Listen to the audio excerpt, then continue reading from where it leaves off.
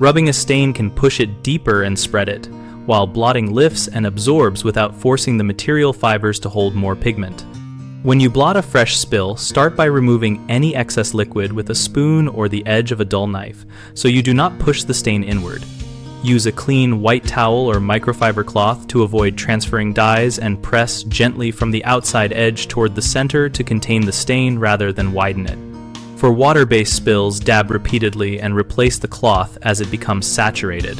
For oil-based stains, apply a light sprinkle of cornstarch or baking soda to absorb oil for 10 to 15 minutes before blotting it away. If you must apply a cleaning solution, test it on an inconspicuous seam and wait 5 to 10 minutes to check for colorfastness. Then apply the cleaner to the cloth rather than spraying directly on the upholstery to control moisture. When dealing with set-in stains, consider a soft upholstery brush used with circular micro-motions only after the cleaning agent has had time to work, then blot to remove residue. Finish by blotting with plain water to remove cleaner residue and allow the fabric to air dry upright or with gentle airflow to avoid matting the pile. People often scrub aggressively, thinking that friction will remove a stain, but that can grind pigments deeper and fray fibers. Stop scrubbing and switch to blotting with a damp cloth.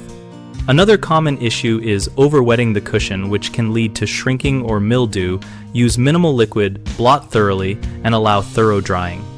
A third mistake is using the wrong product like bleach or colored towels, which causes discoloration.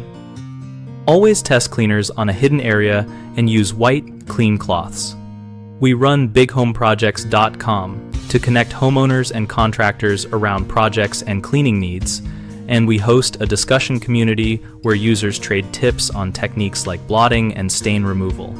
We help contractors find work by letting them share expertise and respond to homeowner questions, so both sides learn and match on the right jobs.